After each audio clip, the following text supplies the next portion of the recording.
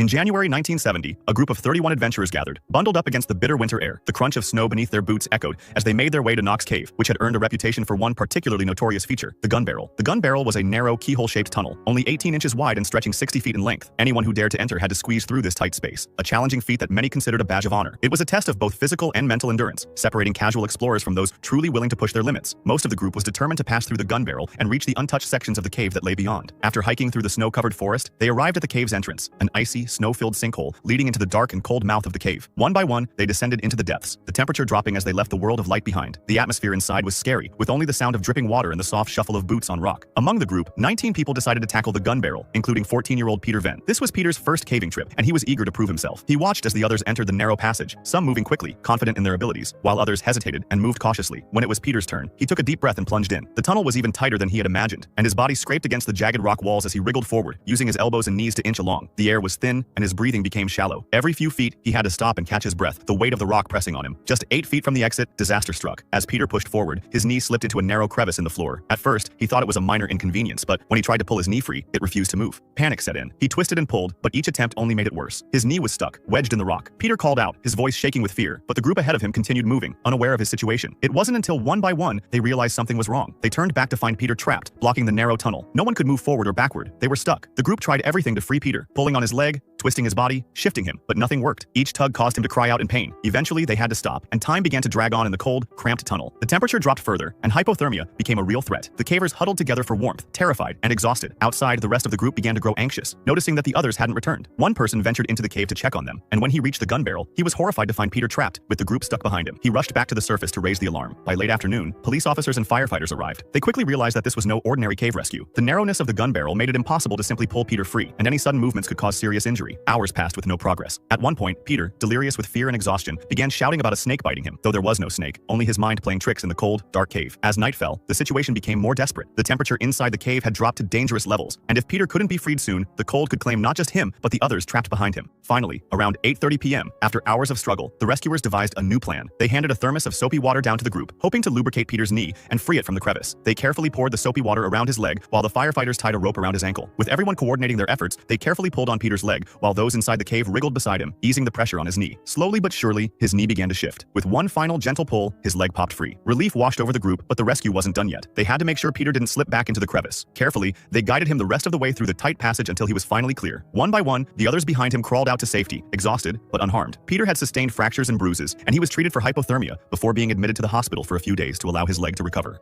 If you enjoyed this video, subscribe for similar ones and feel free to drop suggestions for the next video.